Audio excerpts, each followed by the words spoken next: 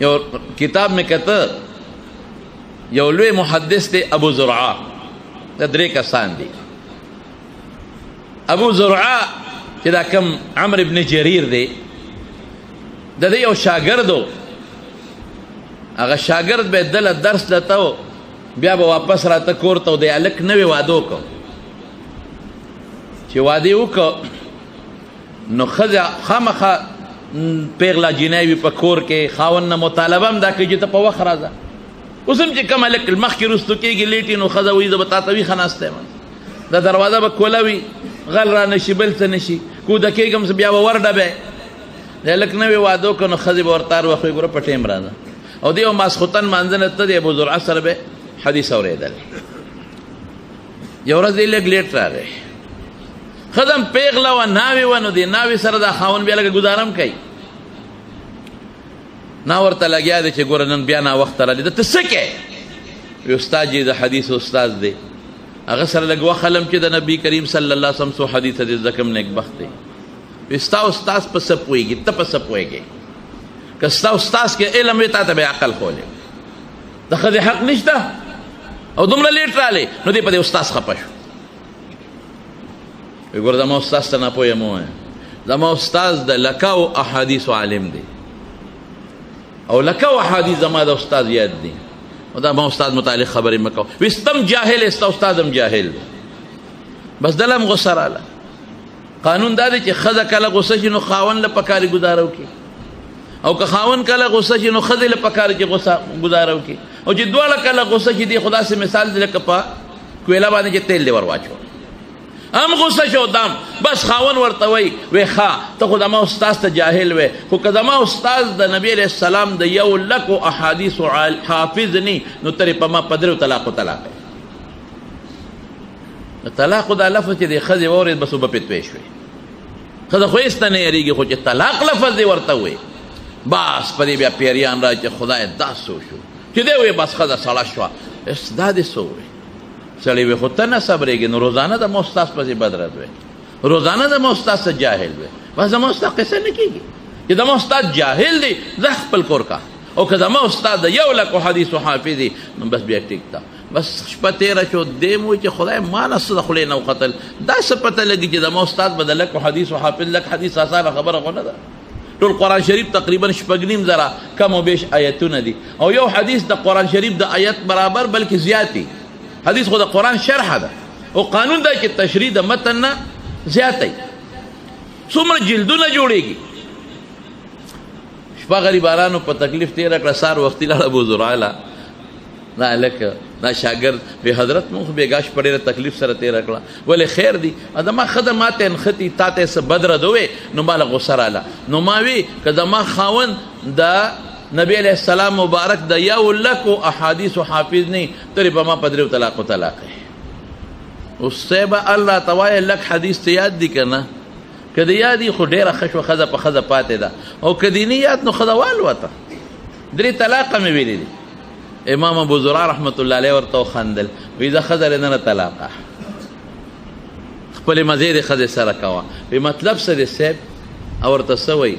وایي ما ته د رسول الله مبارک او د صحابه او د تابعینو 1,00,000 روایات یاد دي، 7,00,000 راته یاد دي. او د رسول الله صلی الله علیه وسلم احادیث مرفوعه، د نبی علیه السلام احادیث 1,00,000 خو مې داسې یاد دي لکه تا ته چې سورت فاتحه یاده ده. دا محنت شوی دی، علماء دا محنت کړی دی. خلک وایي ملا څه کړي دي؟ ما وی چې علماو څه کړي دي، زما قسم په خدای که یو سړی د 1,00,000 روپۍ درکړي دومره احسان یې پته نشته چې کم ملا تا ته رسول الله مبارک د اخلاقو یو پوټۍ غوندې نمونه مخکې کړه. دی خو درله دنیا ښه کوي، ملا درله عقیده سنبالوي، ملا درته اخلاق ښیي، ملا درته اعمال ښیي. دی درله دنیا ښه کوي، ملا د آخرت ښه کوي. ملا ستا او د رسول الله مبارک په منځ کې جوړ پیدا کوي، ملا ستا او د رب العالمین په منځ کې جوړ پیدا کوي. یو بادشاه ښه سړی و، د علماو تابعدارو. وزیر یې چې و نو هغه د مولیانو سره روان. نو دې وزیر به هر وخت کې مولیانو پسې بد رد وی. بادشاه مجبوری بعضې وخت د وزیر صاحب نه چې خدای پاکه اوس دا وزیر صاحب سمول غواړي، اوس خو دوه خبرې جګړه ده، د دې اصلاح پکار که ځان نه لرم کوم خو اصلاح خو نه کېږي. بادشاه دی وزیر صاحب له چیلې ورکړه. وزیر صاحب دا چیلې والا کور ته بوځه، خو ګورې دا زما تحفه ده، دا به کور کې ساتئ. د دې چیلې تربیت به ستا ښځه ستا لوڼه ستا بچي کوي، بر په نوکر او په غلام او په خادم به دې تربیت نه کوي.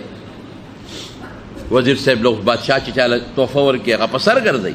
حضرت دا ستا چیلې ده او چیلې دې راکړه، په دا سر به ګرځو، د دې خدمت به زما ښځه زما لوڼه کوي، بل څوک به نه کوي.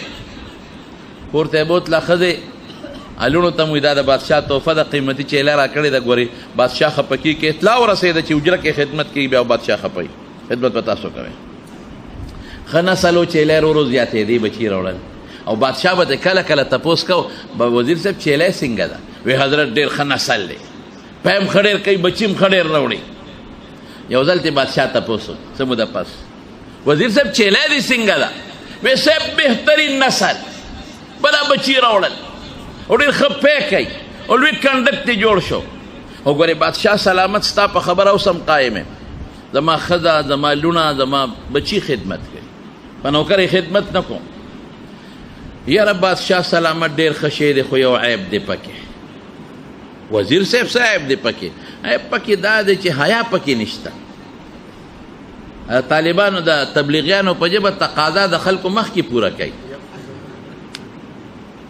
خلک ډډې ته شي، کوټې ته شي، دوی کې دا حیا نشته. هلته مې خور ده، هلته مې لور ناسته ده، هلته مې ښځه ناسته ده، او دوی چې هغه خپله تقاضا پوره کوي نو د خلکو مخکې پوره کوي، او دا پروا نه ساتي چې دا ښځې رات په دې کور کې ګوري.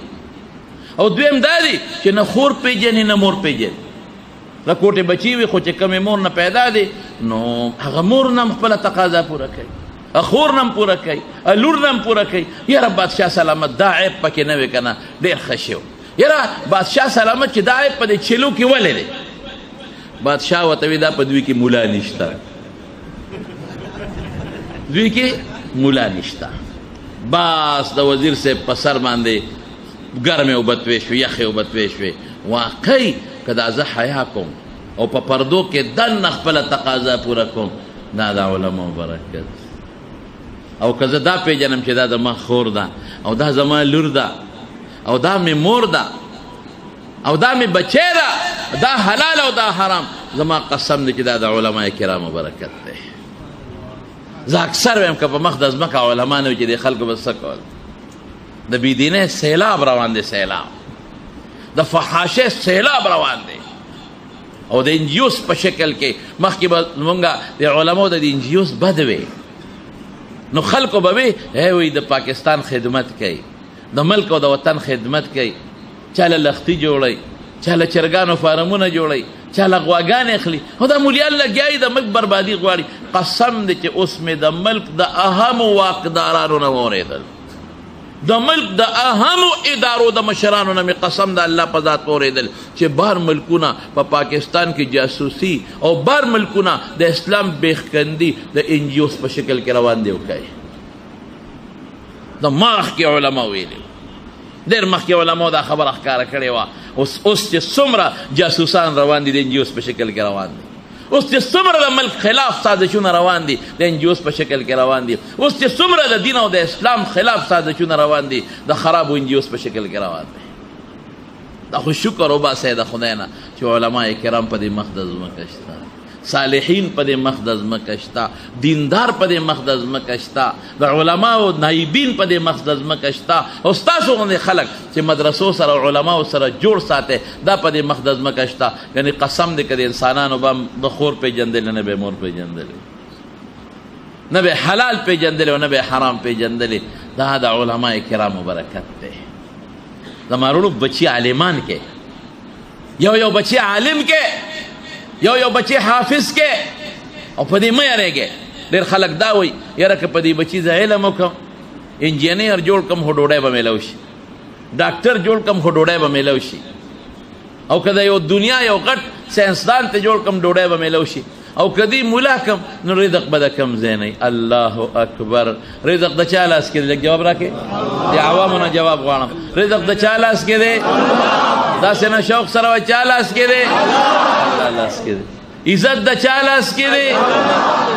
روغ جون د چا لاس کې دی؟ بچی چا سره دی؟ د دنیا جون چا سره دی؟